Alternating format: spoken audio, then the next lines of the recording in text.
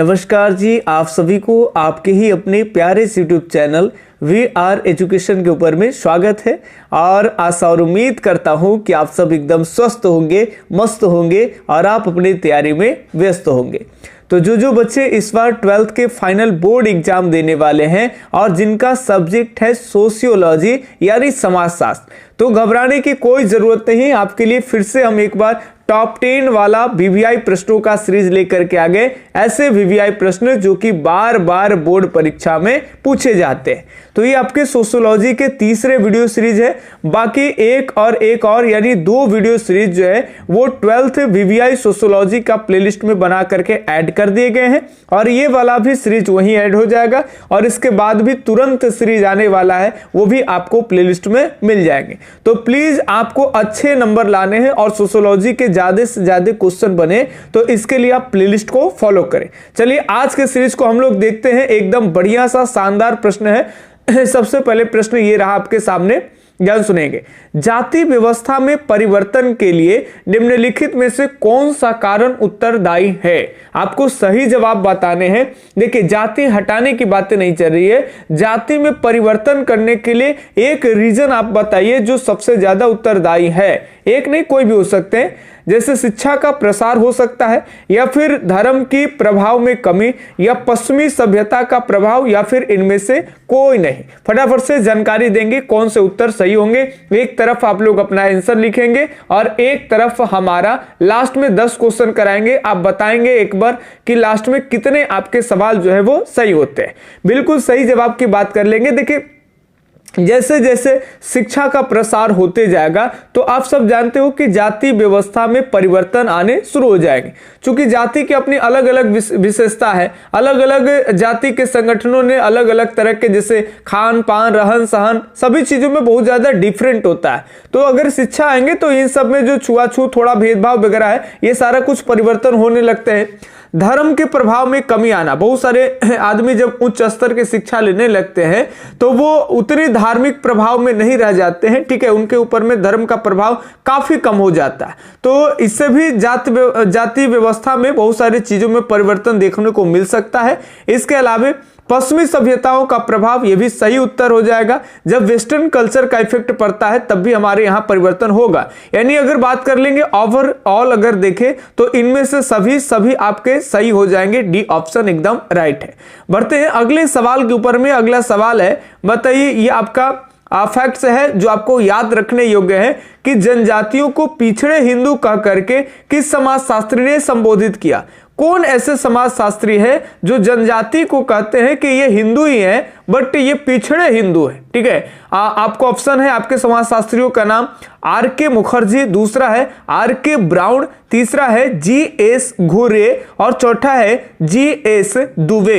एक सही जवाब आप सोच करके आप लिखेंगे कि कौन सा उत्तर सही होगा।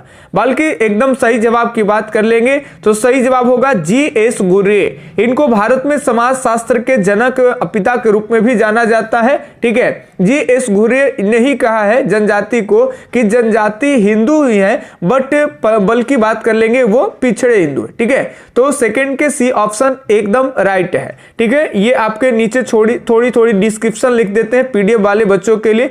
GS जिनका नाम पूरा नाम याद रखेंगे गोविंद सदाशिव है, गोविंद सदाशिव घुर्ये। इनका वर्ष वगैरह भी लिख दिए हैं 1893 से 1883। ये एक प्रमुख भारत के समाजशास्त्री है जो पिता के रूप में भी जाने जाते हैं। ठीक है, इन्हीं का वो लाइन है। अगला सवाल की बात कर लेंगे। बताइए, हिंदू विवाह का निम्नलिखित में से कौन सा प्रकार असामान्य है? जिनका थोड़ा ज्योग्राफी और जिनका अगर हिस्ट्री होगा उनके लिए सोशियोलॉजी का पेपर थोड़ा और आसान होने वाला है बाकी बच्चों के अपेक्षा। ठीक है, क्योंकि सोशियोलॉजी में काफी सारे ऐसे सवाल ज्योग्राफी और आपके हिस्ट्री के मिलेंगे। ये हिस्ट्री में आपको पढ़ने थे 8 प्रकार के विवाहों में। बताइए आप कि हिंदू विवाह का निम्नलिखित में से कौन सा प्रकार असामान्य है? ब्रह्म विवाह, दैव विवाह, आर्ष विवाह या फिर असुर विवाह? तो ध्यान से सुनेंगे बात को। आप पहले A B लिख लेंगे, वीडियो रोक के। अब हमारी बात सुनेंगे। सबसे बढ़िया जो विवाह है आप पढ़ते हो कि ब्रह्म विवाह होता था। इसके अलावा दैव विवाह भी पढ़े होंगे कि पुरोहित से ही उनकी लड़कियों का विवाह करा देना। आर्ष विवाह भी पढ़े होंगे आप लोग, इस सबकी मान्यता है, ये सब अच्छे विवाह में गिने जाते हैं। आर्ष विवाह में लड़की के जो पिता है लड़के वाले से पहले एक जोड़ी गाय या बैल लेंगे, ठीक है। और ये असुर विवाह जो है ये अलग टाइप का विवाह है, इसकी समाज में मान्यता नहीं है।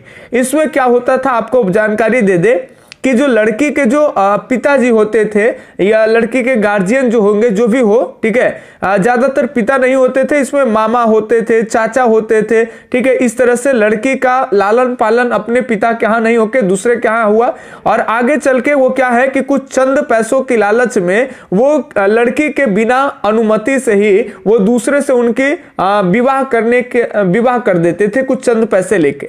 एक तरह से इस विवाह में कन्या की बिक्री होती है और ये बेकार की विवाह है, इसकी समाज में मान्यता नहीं है, लेकिन फिर भी कहीं ना कहीं देखने को मिलता है। और इस तरह के तो आजकल के फिल्मों में काफी होता है कि हीरोइन बहुत सुंदर है, हीरोइन जो है हीरो को पसंद आ गया, लेकिन हीरोइन के जो मम्मी पापा है वो धन के लालच में विलन बदमाश से ही शादी कर दिया। आप लोग देखते होंगे ये असुर विवाह। तो ये तो तीनों लगभग सामान्य विवाह है, लेकिन ये इसकी मान्यता नहीं है, तो ये याद रखेंगे असामान्य विवाह है।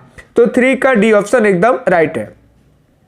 अगले सवाल की बात कर लेंगे। अब बताइए बाजार क्या है। बाजार के बारे में आप पढ़े थे, बाजार के बारे में, ठीक है। अब बताइए कि बाजार जो है वो क्या है। एक संस्था है या फिर सामाजिक समूह है, एक समुदाय है या फिर इनमें से कोई नहीं।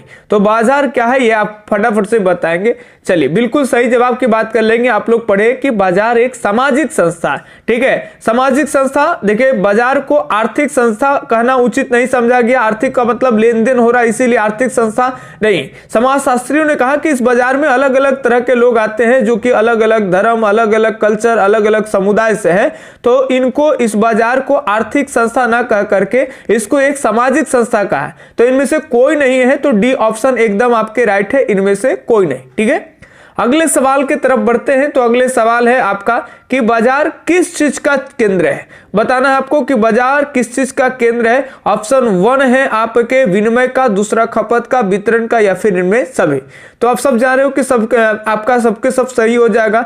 बाजार में एक्सचेंज भी होता है, विनिमय भी होता है, वस्तु वगैरह इस सब का खपत भी होता है, वितरण वगैरह, यानी डी ऑप्शन सही है। तो 5 की डी ऑप्शन एकदम जनाब जी राइट है। अगले सवाल की तरफ बढ़ते हैं। ये सोशियोलॉजी के काफी प्यारे प्यारे से प्रश्न आपके लिए ले करके आते हैं, तो कहीं जाने की अभी जरूरत नहीं है, एकदम 5 मिनट और बर्दाश्त करके देख लीजिए सीरीज को पूरा, ठीक है। बाकी ध्यान से सुनेंगे। वह बाजार जो किसी भी प्रकार के राष्ट्रीय अथवा रोकथाम से पूर्णतः मुक्त है। मुक्त का मतलब फ्री है। वो बाजार क्या कहलाता है? बंद बाजार, या दूसरा होता है व्यापारिक बाजार, मुक्त या खुला बाजार, या फिर इनमें से कोई नहीं।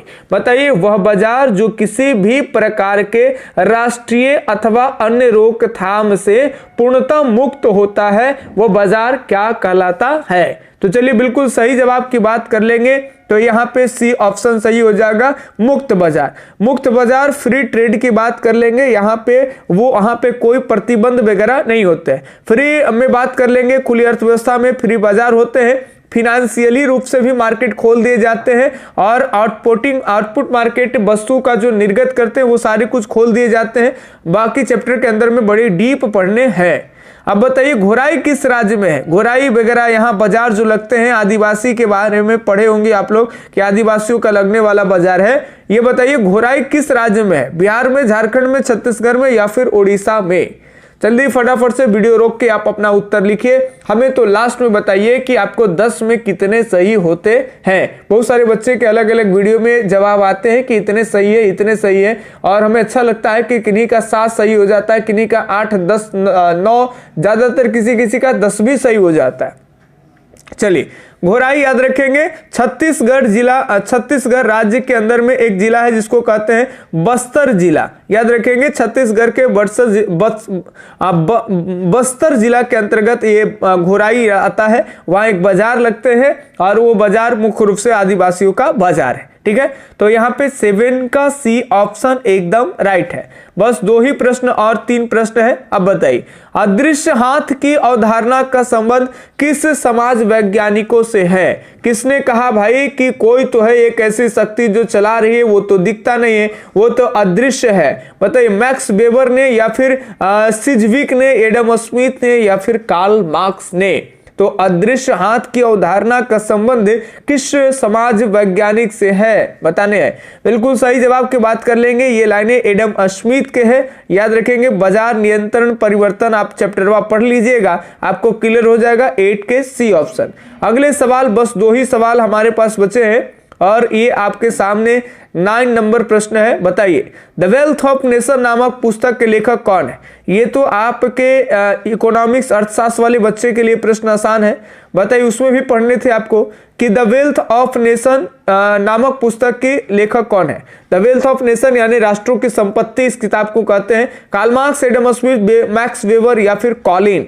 बिल्कुल सही जवाब है आपके एडम स्मिथ जी का ये किताब है, द वेल्थ ऑफ नेशन। 18 ये वेल्थ ऑफ नेशन राष्ट्रों की संपत्ति, ये ध्यान रखिएगा। अगले सवाल की तरफ बात कर लेंगे। आज का लास्ट प्रश्न है, बताइए, धर्म के सामाजिक सिद्धांतों से कौन जुड़े हुए हैं? ये रिपीट क्वेश्चन पिछले सीरीज का लाए हैं एक प्रश्न, ताकि अगर जो बच्चे प्लेलिस्ट से पिछला देखे हैं तो इसको सही कर पाते हैं अब की या फिर भूल गए। धर्म के सामाजिक सिद्धांतों से कौन जुड़े हैं? दुर्खीम, फ्रेजर, टायलर या फिर मैक्स मूलर? तो बिल्कुल सही जवाब यहाँ पे हो जाएंगे दुर्खीम। ठीक है, तो ये आपको 10 क्वेश्चन आपको करा दिए सोशियोलॉजी के। ठीक है, तो आप बताइए कि 10 में से कितने सही है ईमानदारी पूर्वक। अगर 5 सही है तो 5, 6 सही है तो 6, 7 सही है तो 7, जितने भी सही है वो आप ईमानदारी पूर्वक बताएंगे। बाकी आप लाइक जरूर कर दीजिएगा वीडियो को। ठीक है, अगर चैनल सब्सक्राइब नहीं किए तो सब्सक्राइब कर दीजिए, आप अपने मित्रों के पास में शेयर कर दीजिएगा। ठीक है, बाकी मिलते हैं अगले दिन अगले वीडियो सीरीज में। तब तक के लिए धन्यवाद, जय हिंद, अल्लाह हाफिज, आपका दिन शुभ हो, राधे राधे।